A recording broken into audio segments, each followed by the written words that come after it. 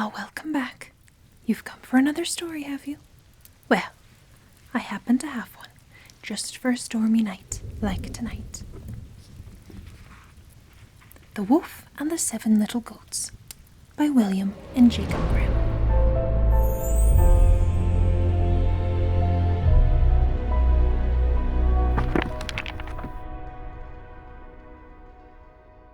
There was once an old goat who had 7 little ones, and was as fond of them as ever mother was of her children.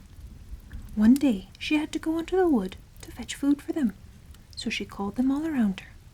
"Dear children," said she, "I'm going out into the wood, and while I'm gone, be on your guard against the wolf, for if he were once to get inside, he would eat you up, skin and bones and all. The wretch often disguises himself, but he may always be known by his hoarse voice and black paws." "Dear mother," answered the kids, "you need not be afraid. We will take good care of ourselves." And the mother bleated goodbye and went on her way with an easy mind. It was not long before someone came knocking at the house door and crying out, "Open the door, my dear children. Your mother is back and has brought each of you something." But the little kids knew it was the wolf by the hoarse voice. "We will not open the door," cried they. "You are not our mother. She has a delicate and sweet voice, and your voice is hoarse. You must be the wolf." Then off the wolf went to a shop and bought a big lump of chalk and ate it up to make his voice soft. And then he came back, knocked at the house door and cried, "Open the door, my children. Your mother is here and has brought each of you something." But the wolf had put up his black paws against the window, and the kids, seeing this, cried out, "We will not open the door. Our mother has no black paws like you. You must be the wolf." The wolf then ran to the baker. "Baker," says he, "I'm hurt in the foot. Pray, spread some dough over the place." And when the baker had plastered his feet, he ran to the miller. "Miller," said he, "strew me some white meal over my paws." But the miller refused, thinking the wolf must be meaning harm to someone. "If you don't do it," cried the wolf, "I'll eat you up." And the miller was afraid and did as he was told. And that just shows what men are. And now came the rogue the 3rd time to the door and knocked. "Open, children," cried he. "Your dear mother has come home and brought you each something from the wood." "First show us your paws," said the kids, "so that we may know if you are really our mother or not." And he put up his paws against the window, and when they saw that they were white, all seemed right, and they opened the door. And when he was inside, they saw it was the wolf, and they were terrified and tried to hide themselves. One ran under the table, the 2nd got into the bed, the 3rd into the oven, the 4th ran into the kitchen, the 5th hid in the cupboard, and the 6th under the sink, the 7th in the clock case.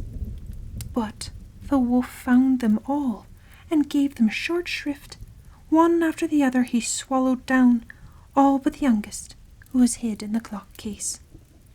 And so the wolf, having got what he wanted, strolled forth into the green meadows, and laying himself down under a tree, he fell asleep. Not long after, the mother goat came back from the wood, and oh, what a sight met her eyes!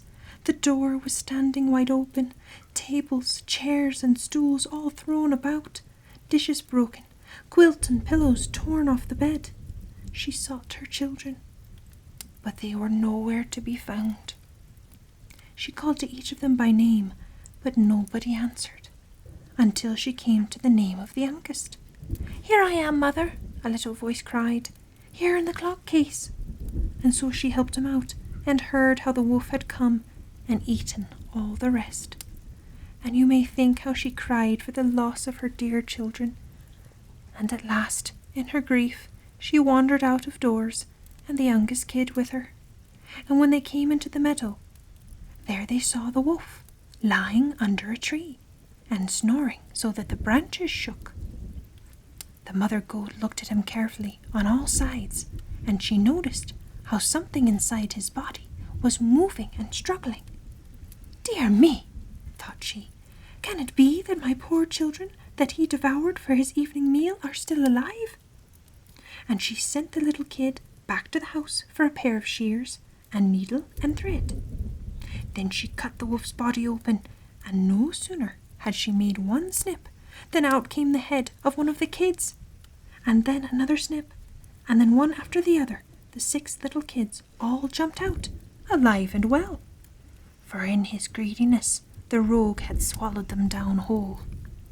How delightful this was! So they comforted their dear mother and hopped about like tailors at a wedding.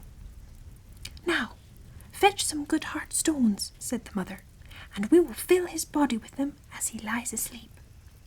And so they fetched some in all haste and put them inside him, and the mother sewed him up so quickly again that he was none the wiser. When the wolf at last awoke and got up, the stones inside him made him feel very thirsty, and as he was going to the brook to drink, they struck and rattled against one another, and so he cried out, "What is this I feel inside me, knocking hard against my bones? How should such a thing betide me? They were kids, and now they're stones." So he came to the brook and stood to drink, but the heavy stones weighed him down, so he fell over into the water and was drowned. And when the 7 little kids saw it, they came up running. "The wolf is dead! The wolf is dead!" they cried, and taking hooves, they danced with their mother all about the place. Good night.